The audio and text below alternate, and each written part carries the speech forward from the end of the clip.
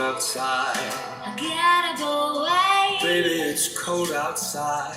This evening has been Oh, that you so dropped in. very nice.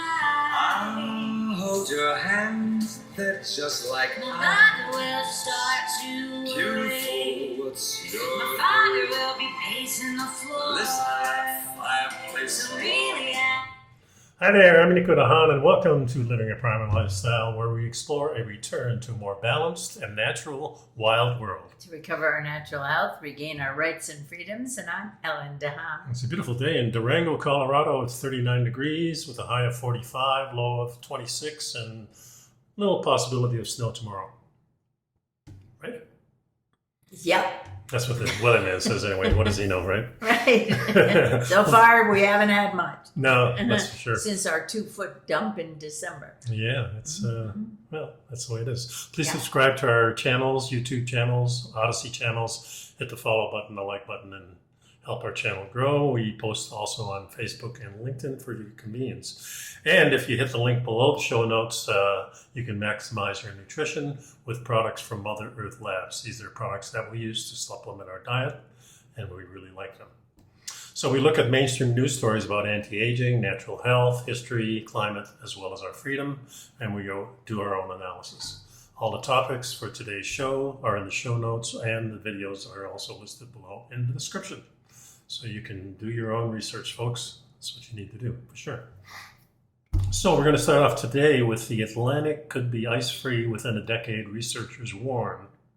Yeah. So the loss of Arctic ice has long been a graphic measure of human-caused climate change. I don't know about that. I think probably the sun has more to do with it than anything Well, else. that's the point. You know, there's a narrative that connects the melting ice, polar ice, with gas emissions and humans. Well, But yeah. And of course, pollution is not good. We want to clean up the planet. There's no doubt about it. Our waterways, the air, everything's affected. But is it the major cause of climate change? And, is climate change a major cause of ice melt? Yeah, well, the climate change would be, but the way they And refer plus- to climate change Right. is as we caused the problem in the first place. Right. So new research has found that the Arctic Ocean sea ice is shrinking even faster than previously thought, and that the Arctic may start to see its first ice-free days within the current decade. Remember back in the 70s when they were talking about that the Northwest Passage would be free of ice in those days, and People could walk across. Well, no, it was that the ships could go through. Oh, the ship. Yeah, so there'd be a big shipping lane, of course. That's probably some of the most volatile seas there are. Right. The southern a lot of ice ships are and lost the northern there. ice, yeah. So the troubling milestone could occur before the end of the decade or sometime in the 2030s. That's quite a 70-year stretch right there. We think it probably will be. We listened to Ben Davidson from Suspicious Observer, and he's been tracking this for the last decade, and he has a lot of scientific documentation on this. So we've been following him. He's also a friend of ours, and of course you're on the board of the Little Spark, which is the non-for-profit education arm. Yeah, of the Suspicious Observers. The ranch, The ranch. Observers Ranch. Yeah. So the study defines ice-free as when the Arctic Ocean has less than 1 million square kilometers or 386 square miles of ice. Okay, let's see. By the mid-century, 2035 to 2067, the Arctic could see consistent ice-free conditions in September, the month when sea ice concentrations are typically at their minimum, according to this study. Yeah, under a high emission scenario in which fossil fuel use continues unabated, the Arctic would be ice-free between the months of May and January by 2100, the study says. 2100, that's quite a ways away. 7 years. Some people, 75 years. yes, some of the pundits, as it were, are saying, "Oh my God, it's all melting and it's going to be gone in 5 years," and that doesn't seem to be. No matter what the cause is, that doesn't seem to be inaccurate. Well, there is kind of a tipping point that happens. Right. Well, then we're going to talk about that in a minute. The more emissions the world puts into the atmosphere, the more months we could see an ice-free Arctic, says one researcher. And she added that even in a reduced emissions scenario, children born today will see ice-free conditions at least in September and every couple of years in October and August. So she's admitting that it's not necessarily the emissions that are causing the problem. Well, I remember when I was a kid in the Netherlands still, that we were skating on the canals. Mm-hmm. And this was, of course, wintertime. But then when we moved to the United States, or we moved to Canada first, there was a whole decade or so where they weren't skating anymore because it was ice-free. There's no ice, right? So that started way back when. Well, yeah, it goes in cycles. That's the key, I think. Right, exactly. And the decline of the Arctic ice has been well documented since at least 1979, when the continuous satellite observations began. And since then, there's been a roughly 40% loss in surface area and 50% loss in thickness, according to a senior researcher. Yeah, indeed, a study comes as the planet continues experiencing unprecedented heating driven by climate change and this year's El Nino, with January becoming the 8th month in a row to experience the record warmth, according to the National Oceanic and Atmospheric Administration. We certainly felt the change here that there's been, the last month we haven't had a lot of snow. It's been cold. Yeah, it's been cold. Yeah, we haven't had the moisture as much. Most of it's been dumping in California. Or it's going north of us. Yeah, just a little bit. As it crosses from California, it goes north of us. Yeah. So it says here that the implications of an ice-free Arctic Ocean, which spans an area roughly equivalent to the size of the lower 48 United States, are worrisome. According to the study, the loss of sea ice would contribute to increased wave heights, greater coastal erosion in the region, among other things, and it would also threaten the survival of ice-dependent animals, such as polar bears and seals, and trigger migration of some fish and other species. For better or worse, the loss would also increase economic activity in the Arctic by opening up more shipping routes and areas for resource exploration, the study says. Other potential outcomes includes reductions in albedo, or the amount of light reflected by the ice, which would accelerate human-caused warming by creating an amplifying feedback loop. Always blaming it on humans. Yeah. Mm-hmm. More conventional research argues that the decrease in the Arctic ice... More controversial. Yeah, research. More controversial, yeah. That the Arctic sea ice would affect the jet stream and its associated weather patterns, and even lead to more favorable fire conditions in the western U.S. Now, then they get to the point that it's not the first time the Arctic has been ice-free. Ooh.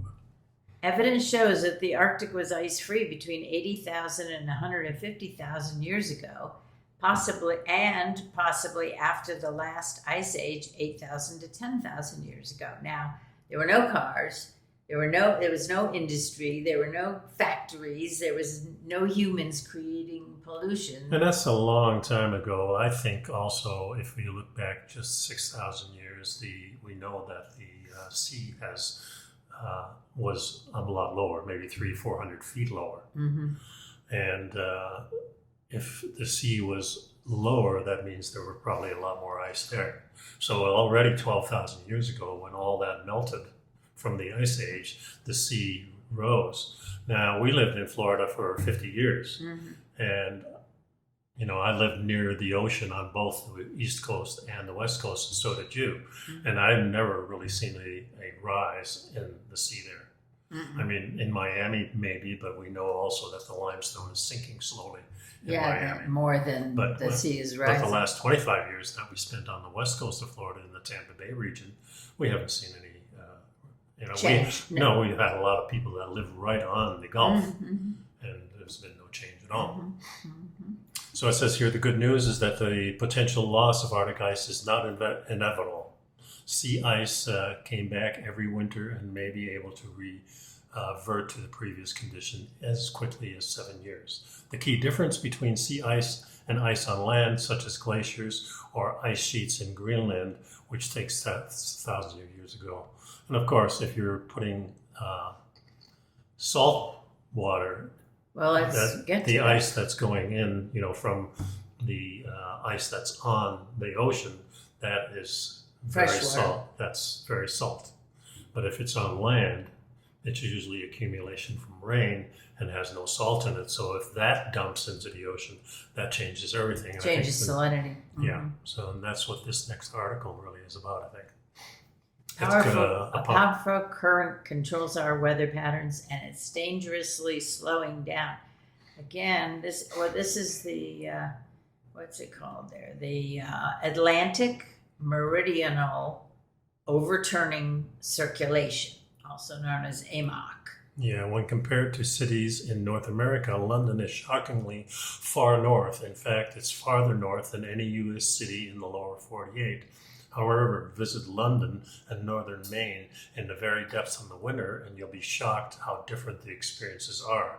This incredible contrast in temperature is thanks to the major ocean current known as the Gulf Stream. The Really. AMOC, The right? AMOC. The Gulf Stream, The Gulf exactly. And the current brings heat, carbon, and nutrients from the tropics all the way up to the Arctic Circle, hugging along the west coast of the British Isles in the process. And this current makes many northern cities in Europe much more livable, which is why AMOC is one of the most important components of the world's climate regulation system. But for the first time in 10,000 years, the system may be under threat. Now, an interesting fact is that, of course, I came from Holland, and that's where the AMOC, or the Gulf Stream, kind of ends. So it goes up Yeah. to the Arctic and then comes back around. It starts in the Gulf of Mexico, Mm-hmm. and then it circulates around Florida, goes up the East Coast, and then crosses over and puts all that warm water into the British Isles and into Eastern Europe. Mm-hmm.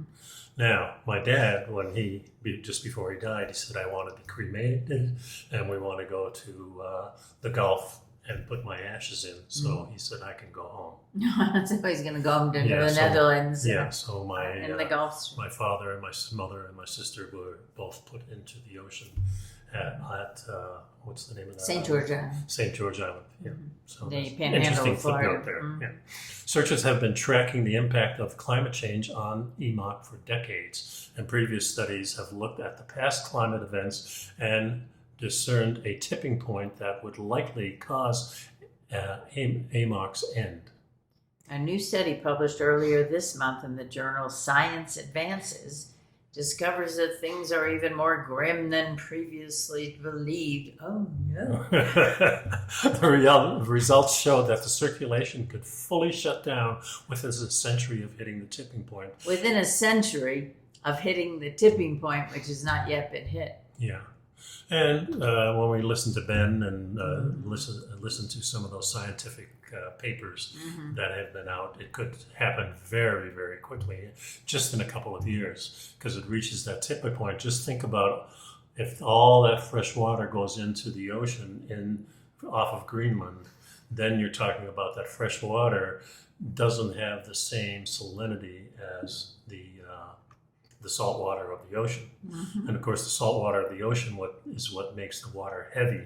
So when that warm current goes up to Europe and then kind of ends at Norway, there's an area there where it starts to get cold again, and then it drops down. And it drops down thousands and thousands of feet and then recirculates all the way around the globe. It's really an interesting process. Yeah, well. But if it shuts down, then we're really talking about a real cold events for the eastern United States and, of course, northern Europe. And Yeah, the well, it British says Isles. the main problem is that melting glaciers are injecting too much fresh water into the oceanic conveyor belt. And this dilutes the current's saltiness, which then inhibits sinking and thus weakens the current overall. And once too much fresh water enters the system, which is defined as the tipping point, the AMOC's collapse happens quickly. So this article really is saying that yes, it's going to happen. However, it's not going to happen next week or next year. That's what it says. Yeah, they're saying some studies could have suggested a collapse could happen as early as next year. The new study calls that approximation into question. We were able to develop a physics-based and observational early warning signal involved in salinity transport to the southern boundary of the Atlantic Ocean, the authors wrote. Once a threshold is reached, the tipping point is very likely to follow in 1 to 4 decades. Now, they also referenced that movie, The Day After Tomorrow. Yeah, but they say that's a bit, first of all, it's Hollywood and it's dramatized and it's a bit exaggerated. Yeah.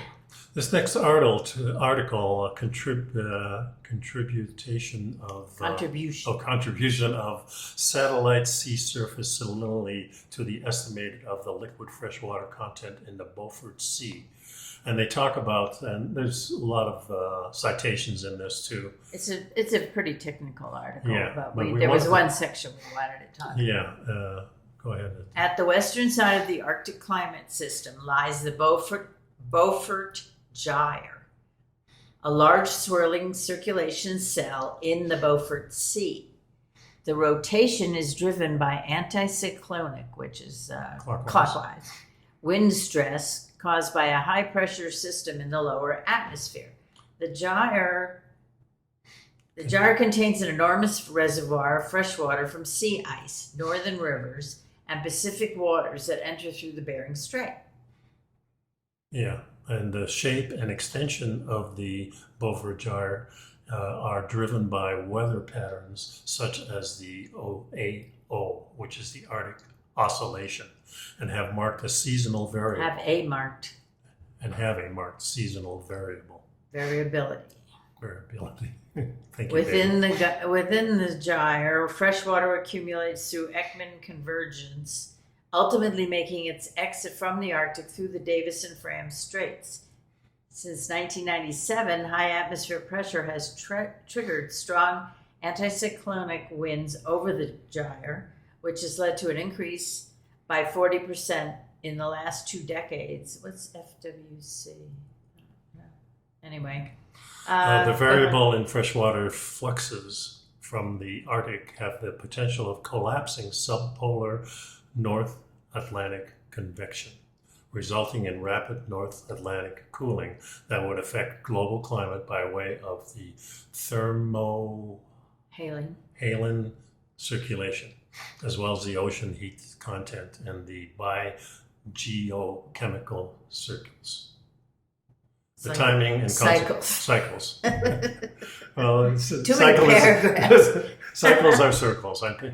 The timing and consequence of the eventual release of the accumulated fresh water from the Beaufort Gyre into the North Atlantic remain unclear and warrants further investigation. Now, this article is deep and goes into satellite. Oh, it's a very technical a research article if you're interested to read it.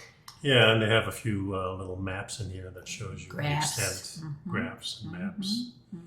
Yeah, so it's interesting, when I listen to, and I've got a video in here that Ben put out about this, and if you follow him on suspiciousobserver.org or on YouTube, then he's done a whole series on this, and quite extensively, that this is a cyclical occurrence. And happens about every 12,000 years. And he's got documented scientific proof that this has been going on for a long time. At least 6 cycles going back to maybe 70,000 years or more. And of course, the last one was the Younger Dryas, is where we were coming out of an ice age, and all of a sudden that was about 12,000. Yeah, about 12,000 years ago. It's and other people have talked about this, Graham Hancock, and a few other scientists. So it's a very interesting thing, and of course we believe, as what Ben states, that this is caused by the sun and also caused by the galactic current sheet, which is a wave that comes in about every 12,000 years and affects not only just the Earth and the sun, but all the planets. And they have been noticing for the past decade or so that the outer planets have changed their temperature and weather patterns, and kind of proof that It's this is working going its on. way in from Yeah, the and outer. the interesting thing about Ben is that he's a really, really good researcher. And he uses all these data points from researched papers that are cited and agreed upon by the current scientific move, not agreed upon by the political. Oh, right. Right. But remember that politics is about raising money. And pretty much the only thing that's their concern is raising money. And that's what this whole thing is about. So, Well, and really what this is showing is how complex a system the Earth is and how many variables and influences there are, yeah. both from the actual planet itself and then from the external influences. And everything works in concert with each other and everything works in cycles. Yeah, and this next article is actually a YouTube video by Ben called Fire and Ice Disasters, Big News ×2. And this goes into some of that, and it links other articles that he talks about. So, check Take that a out. look. Yeah. We think that human activity has a very small, minute part in this. But of course, we're creating pollution and using all kinds of chemicals and upsetting a lot of things, and mostly it affects our health. And that's what we've been talking about for the past 10 years, pretty much, is that we're really concerned about the pollution and these chemicals and the restrictions that are put on us as a society because of these political direction that everybody's going to, trying to raise money for all these different projects, but really not too concerned about what really is going on with the sun. They're not paying, or maybe they're hiding this from us, or maybe they're just trying to steer us in another right direction, so we won't be panicking that maybe in the next decade or so that it's going to get much, much colder. And so Baby It's Cold Outside was a really reference to that we think it's going to probably get a lot colder here, especially on the east coast of the United States and if and when and the west coast of Europe. When the AMOX stops. Yeah, and this could happen we think in the next 10 years. Well, I don't think so, but I do. yeah. Yeah. And that's fine. You're entitled to your opinion. Yeah. But when it does happen, It's already slowed down quite a bit. yeah, it's slowed down, and it will impact. It's the Atlantic Ocean that we're talking about. We're not, so it's the whole east coast of the United States, up and around and down Europe, And it goes into the British Isles, and then kind of goes north into Norway. And Norway. Sweden, And then, of course, Iceland. the surface ice starts to affect that. Remember that when you put an ice cube in water, the water gets colder. It doesn't get warmer. Right. And warm or cold water affects the climate too. Sure. So let's move on from that, and we have an article here. From the sublime to the ridiculous. Why do some foods seem irresistible? A new study finds a brain connection.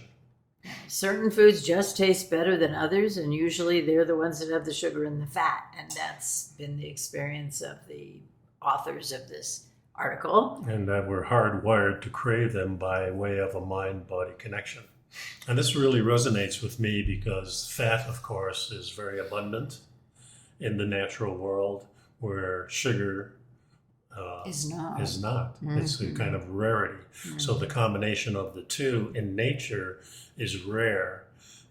It is craved, of course, because when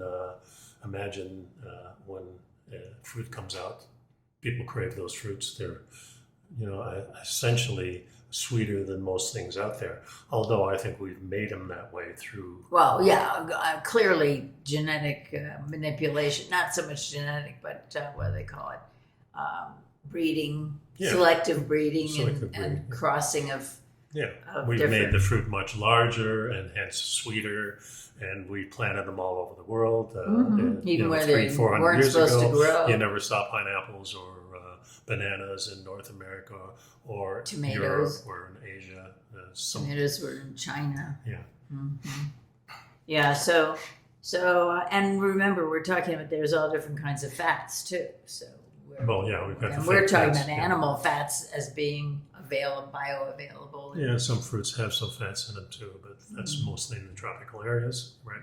So where the big Coconut, heavy- for example, has. Yeah. So the main takeaway from this study, which was published in the journal, is that researchers analyzed mice and found there are two separate but parallel fat and sugar craving pathways. These send signals to the gut, from the gut to the brain, activating the body's dopamine reward centers, kind of like when you like ice cream, cookies, and cake. Dopamine is a hormone that acts on the brain to make you feel pleasure. And the study also found that the vagus nerve, which connects the gut and the brain, sends information through nerve cells in the gut that make fats and sugars appealing. And this can create a subconscious desire to eat fats and sugars, even if you're actively trying to avoid them. Yeah, and fats and sugars really don't occur in nature in the combination of the Together in the same Together, food. not in the same volume. Also, if you have a little bit of sugar with the fat, but not a lot of sugar, and of course, if you're eating donuts and pastries and cereals and things like that, you have abundance of the fat in a lot of these, but also you have the sugar. Take a Twinkie. Well, take any carbohydrate that then converts to fat when it isn't used for fuel. Well, it converts the fat inside your body. Yes. Of course, yes. And that's where we're talking about the cereals that we have. Yeah, exactly. Yeah. Breads. So why do we crave fat and sugar? Well, there's a few reasons. Craving for fat and sugar are deeply rooted in evolutionary biology, says this researcher. Historically, these nutrients were scarce and highly valued for survival, providing dense energy sources and aiding in stored energy for times of scarcity. And of course, especially fat, because sugar can be stored, but it's hard to release it if you're just eating sugar. Yeah, well, sugar burns quickly. We've talked about this a lot. Yeah. And fat provides more calories and more energy and burns more slowly. Yeah, sugar and fat activate the brain reward systems. This activation reinforces behaviors and creates a cycle of craving and consumption. And I think we've all felt this. Every once in a while you crave sweets or you crave, and the more you eat of the sweets, the more you crave. Yeah, whereas if you're just eating fat without the sweets, then that You're craving, satisfied. you're very satisfied and it stops. Yeah. And it says Over time, this can lead to changes in the brain's chemistry and structure, potentially affecting decision making, self-control, and the sensitivity of the reward system itself. Kind of binging on these things. Yeah, so much of the food addictions, the food cravings, are connected to memories or to events in our childhood or as we were growing up. And it says that sugar and fats can serve as reminders of certain memories and attachment to some foods as a child, the researcher says. Yeah, there's an element of soothing and different foods from a behavioral standpoint. So we got what we call comfort food. Exactly. But if you eat too much of fat and sugar, it creates a loop in your brain where you consistently crave more of it. And here's what they say to do. So this is very interesting. So first, focus on mindful eating. Well, what to do if you're having unwanted fat and sugar cravings? Yeah. Focus on mindful eating. So, part of it is...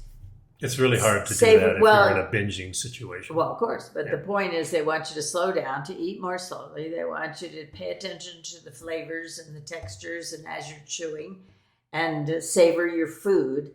And then they say and then pay attention to when you feel satisfied, because usually what happens is it takes a while for the brain to catch up to your stomach and you're too full. It doesn't. If you're eating like M&Ms or something like that, you just keep popping those suckers because they taste so good. Some people do. Yeah. Some people. Yeah. It says also avoid limiting foods. What about try to manage your stress levels? Yeah. So stress can trigger cravings. Sure. And we have all kinds of stress levels, don't we? That's for sure. Yeah, everywhere. So then avoid or limit the foods that are hard for you to resist. Well, don't bring them into the house. That's the number one. If they're not there, you can't eat them. Yeah. For sure. And we don't walk down the cookie aisle. We don't walk down the chip aisle. We don't walk down those aisles at all in the store. Yeah. Just to And we do eat little corn chips now and then. And Right, but- we have a little chocolate now and then. Mhm. But We're it's talking not- about one square of chocolate. We're not talking about an entire True. bar of chocolate. Try to get 7+ hours of sleep, stay hydrated, and then ask loved ones for support while you're eating that popcorn, I guess. Yeah, well, they're all eating it with you. Yeah, that and could we be a know problem. that diet, the type of diet that you're on, really affects this binging and craving. Right. So when you're on a more fat-based diet, when you're upping that fat above 50%, maybe to 75 or 80%, then you get satisfied very quickly and the cravings diminish over time. And after you've been on something like that for 3 months or maybe a year, depending how deep into the type of American eating you've been doing, those cravings really don't come up hardly at all, unless maybe there's something that triggers it. But if you're on the standard, sometimes you are on a different cycle. Your body just needs something different sometimes. well, sure. But if you're on the, they're suggesting that you have enough protein and healthy fats, and that makes you feel fuller. It satisfies your hunger. And what we discovered, of course, was eating eggs and bacon in the morning, and we're not hungry at lunchtime. We're simply not hungry during the day. yeah, we don't eat again till about 4 o'clock. Yeah.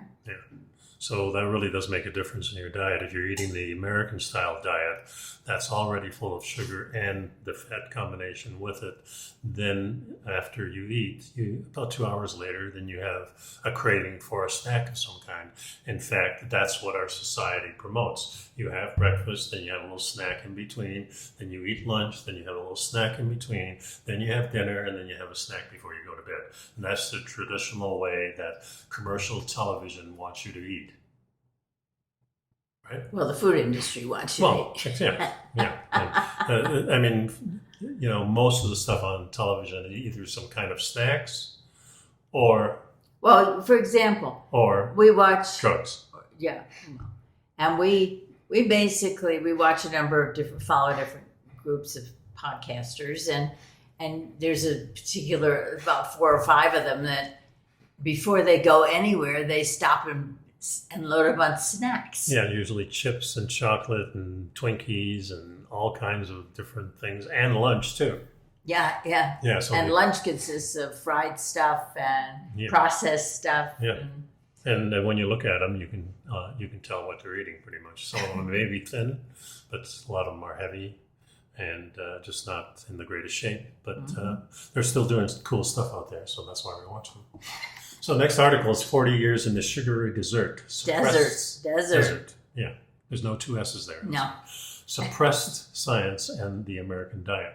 Now, we have talked for a long time about the vilification of fat, and that started in probably the 70s with the American Heart Association diet. And this really talks about those different studies that promoted the type of eating that we've been that has been recommended by our government and by the Health Association and all these different organizations, the FDA.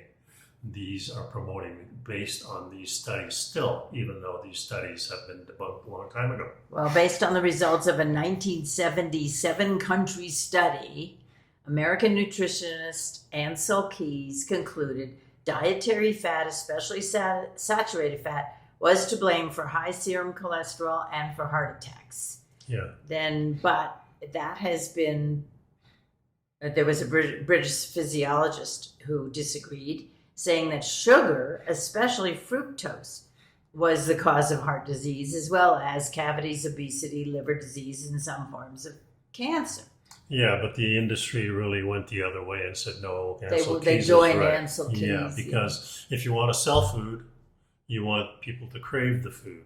And if you're doing a fat-based diet with especially saturated fat, people get satisfied very quickly and eat less. Or otherwise, they're doing the opposite, which is everything's based on carbohydrates and sugar. Now you have cravings for snacks and the same foods you've been eating, and everybody wins as far as the food industry and the drug industry is concerned, because you need all that crappy food, and after that, you need a lot of Need some medications. pills. Yeah.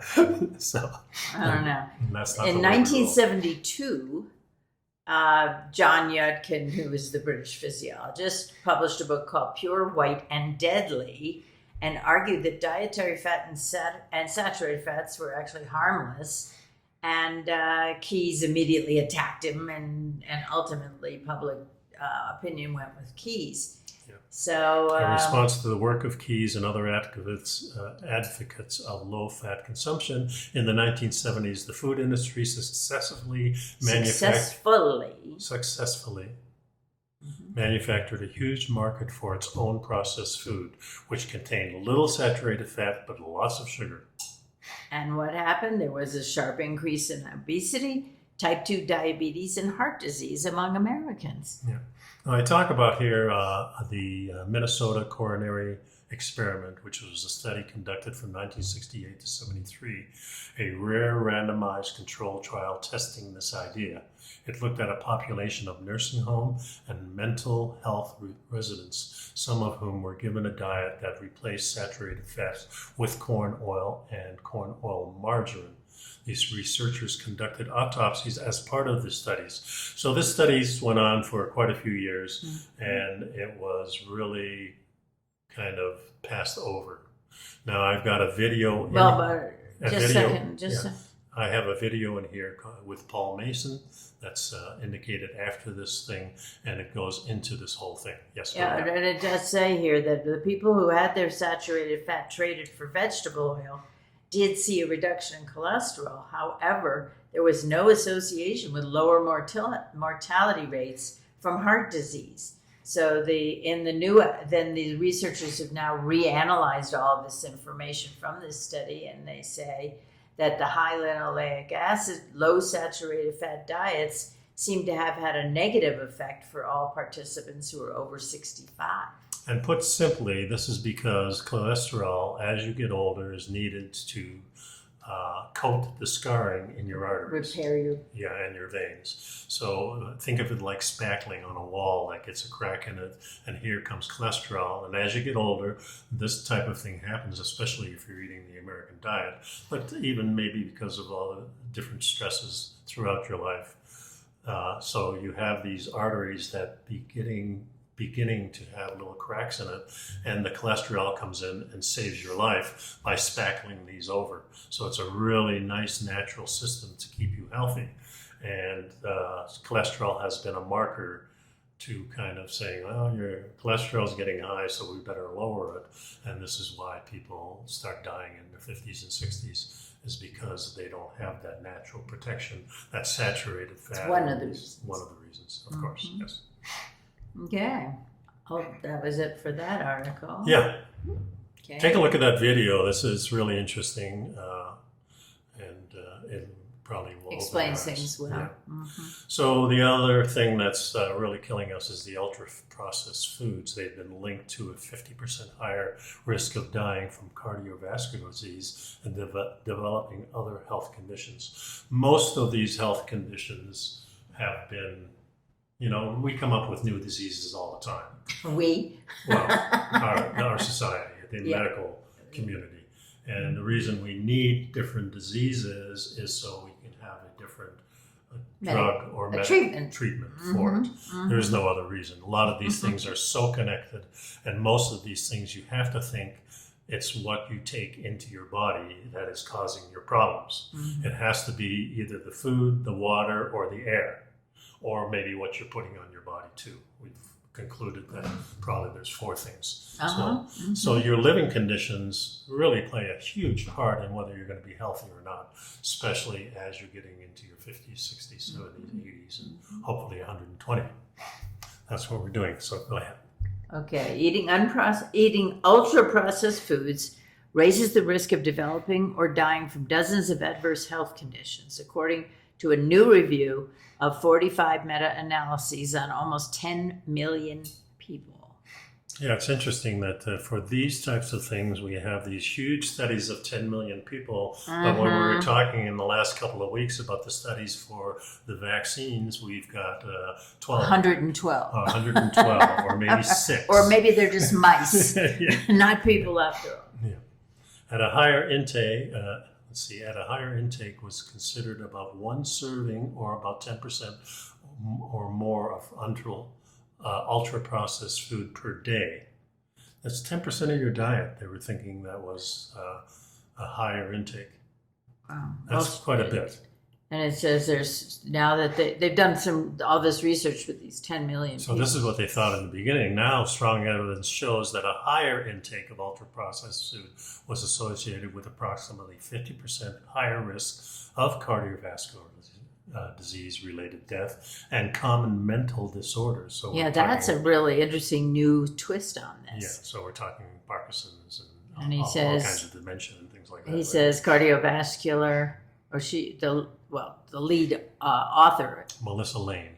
who is a postdoc research fellow at Deakin, said cardiovascular disease encompasses heart attack, stroke, clogged arteries, and peripheral artery disease. So when you look at clogged arteries and peripheral artery disease and strokes, you can see why mental disorders would be part, because you're not getting enough blood to the brain, you're not getting enough oxygen to the brain. Well, also remember that your sugar intake or high carbohydrate, ultra-processed food intake not only does things to your arteries and your veins, but also the signaling process. So the nerve. That's what I endings, mean. Yeah. So when we're talking brain diseases, we're not only talking about the blood that's going to your brain, but we're talking about the signaling process. So The connections. These are The physical and mental connections. Yeah, It says- there was a convincing evidence that high versus low intake of ultra-processed food could increase the risk of anxiety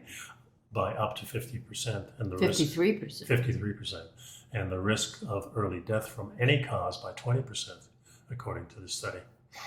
Yeah, it's not surprising. There are a lot of studies that point to a positive association between ultra-processed food consumption and the risk of various disease outcomes, according to a cancer epidemiologist at Tufts University in Boston. Yeah, And so, she says ultra-processed foods are high in calories, added sugar, sodium, and low in fiber. All of these have been known to contribute to cardiometabolic health outcomes, weight gain, obesity, type 2 diabetes, and hypertension. yeah, researchers found highly suggestive evidence that eating more ultra-processed food raised the risk of obesity by 55%, sleep disorders by 41%, developing type 2 diabetes by 40%, and the risk of depression by 20%. That's a lot. Yeah. So then it says obesity is a risk factor for 13 types of cancers. Ultra-processed foods increase weight gain, and obesity increases cancer. That's what the researchers concluded.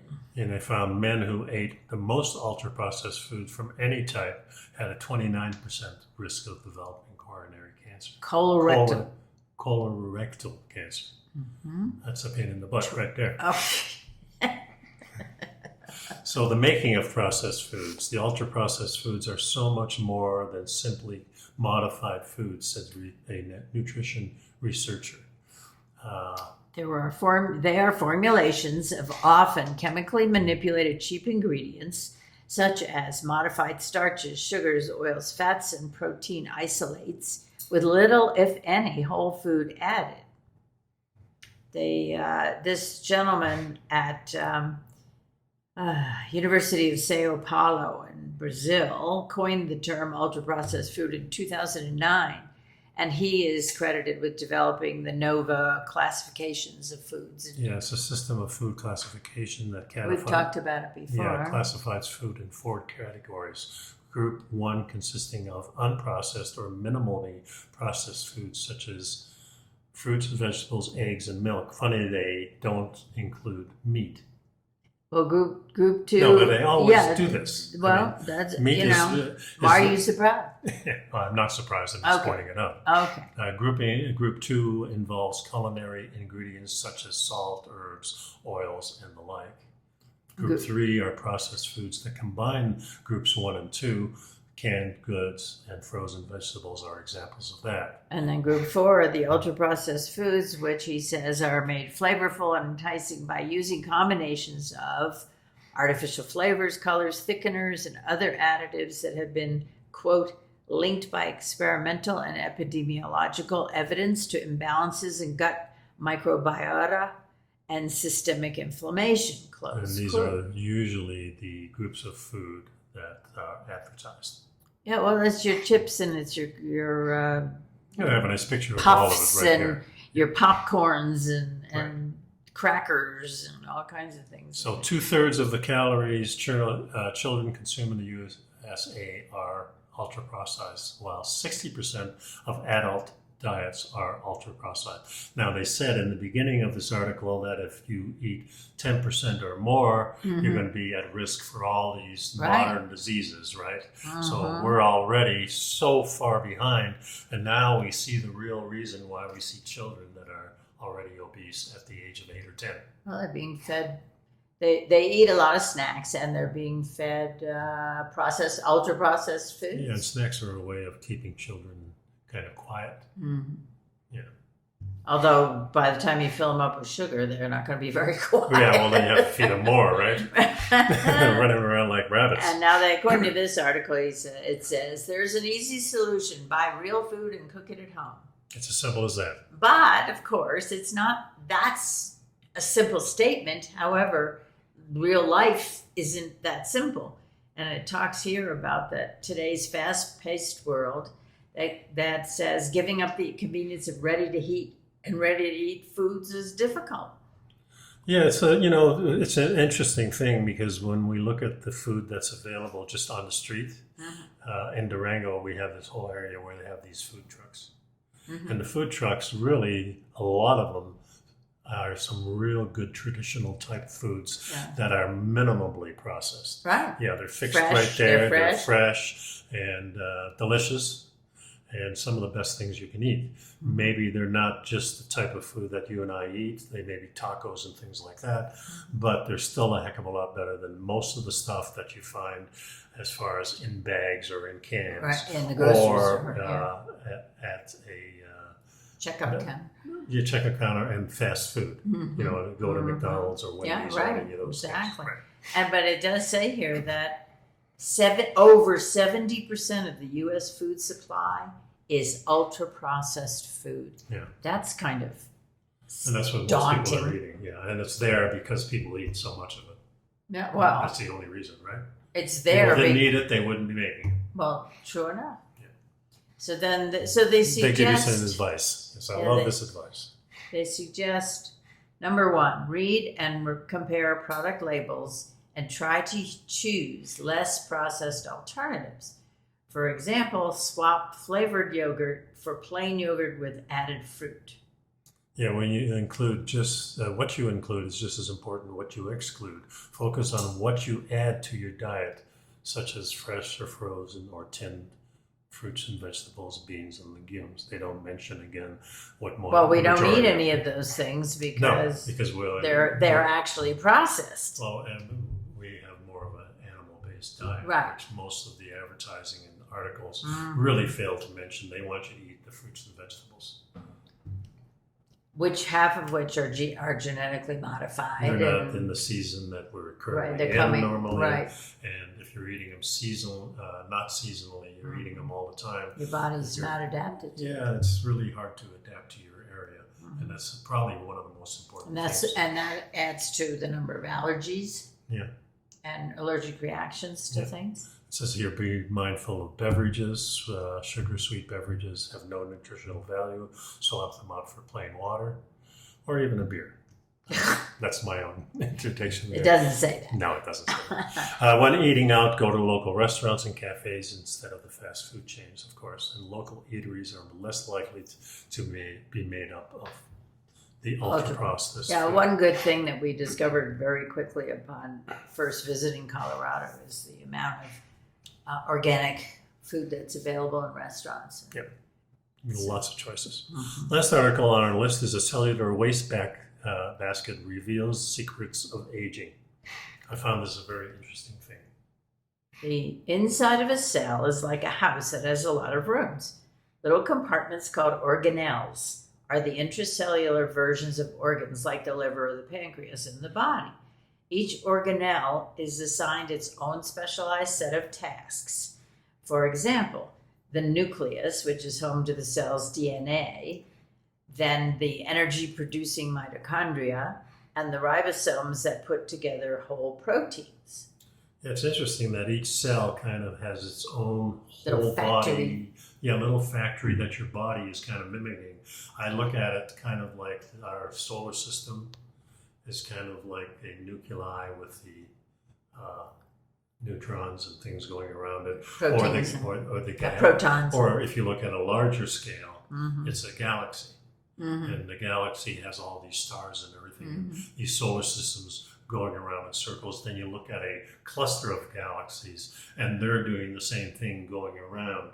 So our cell is kind of mimicking what the It's a microcosm of the exactly. That's what I'm trying to say. Right. Thank you. A lesser known organelle is the vacuole, which was long conceptualized as the cellular wastebasket. Yeah. And they were known for cleanup by the cell as it chopped up and disposed of older defective proteins. They maintain an acidic environment in their interior. Yeah, on the membrane there resides an array of protein pumps that move positive hydrogen ions from the surrounding cytosol into the vacuole, The vacuole, which increases their activity. their acidity. So we can see that the American diet is really stopping this type of process on a real small level.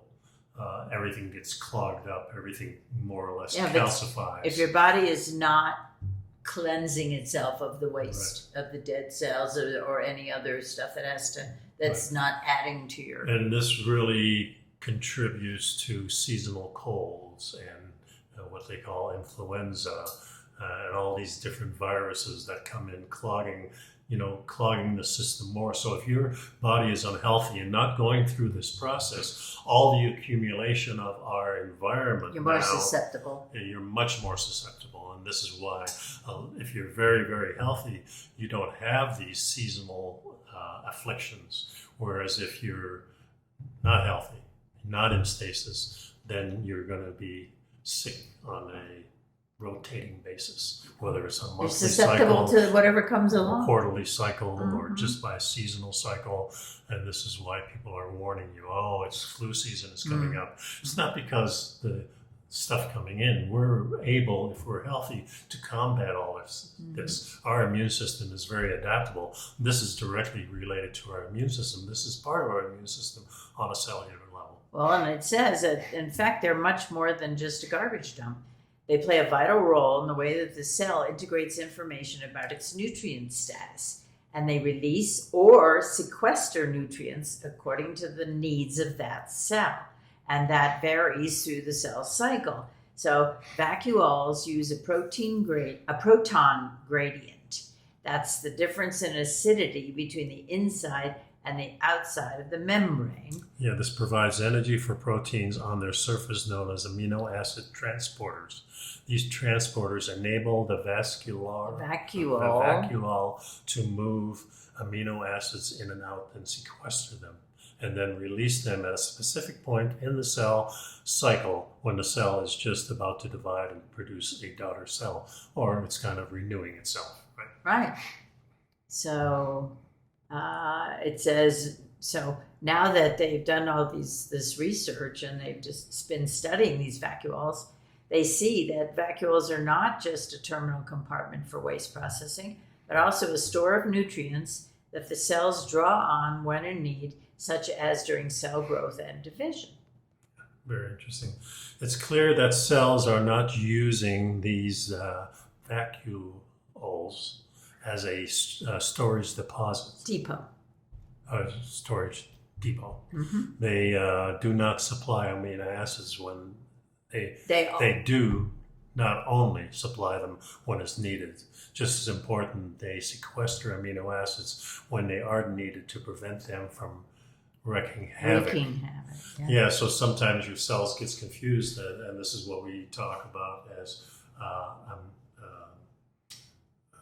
autoimmune diseases. Mm-hmm. So your body is not working the right way, and it's kind of attacking itself, and this is directly linked to that. It says, talking about, right? The researcher says a dividing cell needs those nutrients and bursts during cell division, but when it's not dividing, the cell needs to keep those amino acids safely sequestered to avoid damaging the mitochondria. Yeah. So they're talking at the end of this article. They talk about this pH oscillation. The acid. Yeah. Yeah, the acid and non-acid, or the what do they call that? Base. Base. Yeah, are probably not restricted to these vacuoles because the organelle interacts closely with mitochondria and the network of membranes called the endoplasmic reticulum. Thank you very much. Through this process, the different types of organelles communicate and exchange the nutrients. So it would be surprising if the pH level in other cellular organelles isn't synchronized with the pH in the vacuoles. This would have a wide-ranging impact on cell function. Yeah, cellular enzymes each have a narrow range of pH in which they function optimally. So pH oscillations will cause enzyme activity in different cellular compartments to shift, sometimes dramatically. And there's a quote here from the researcher that says, to conclude the article, a lot of diseases originate from an organelle which is malfunctioning, but this malfunctioning might be pH related in many cases. Yeah, so... Too acidic, too base. Yeah, and our American diet is really stifling all this cellular activity, I think. Well, I think it's interrupting the natural processes, and there's so many things that interrupt those processes, including the environment, Right. including toxicity from various sources, Yeah. including what you eat, including medications that you take, including products, skincare products, soaps, shampoos. There are so many, the air, the water, everything is assaulting the system and causing malfunction. It's like if you get sand in your gas or in your oil in the car, and it stops, then it won't run. Put diesel in a gasoline engine, and all of a sudden, I don't know what's wrong here. We better have a different additive here that we pump into it. Well, it's just... No, but you're eating the wrong thing. And I think the general rule is if you see it advertised on TV or a magazine or on YouTube and things like that, if you eliminate those, you're going to be a lot healthier just from that standpoint. But of course, if you read the labels and you go minimalist, if you're taking something in its original form, you're going to have a much, much better chance, whether it's you're eating an animal or you're eating something that's made from a whole thing or a fruit or a vegetable, then you're probably not going to be in so much trouble and your health is going to really improve. Well, it helps to read the labels. And we talked in the last few shows, a few shows ago, we talked about the additives or the products that are in.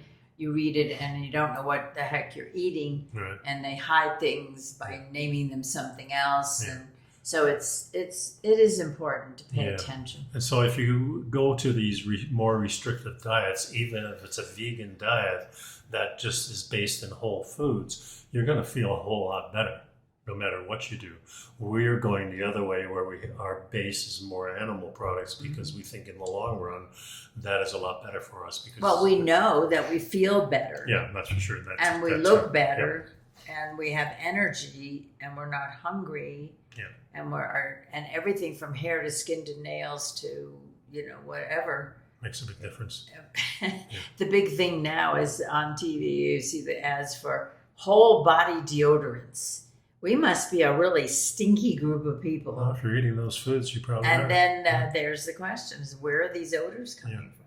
So try some of these things that we talk about, especially I think if you're eating whole foods, you're going to feel a lot better. And the transformation is something that you can really see and track. And of course, all the medications and things like that, you need to talk to your doctor, but you can get off these things we have. So that's it for today, right? That's it for today. That's the show. Thanks for sticking around, folks. We'll see you next week. Be well. Bye-bye now.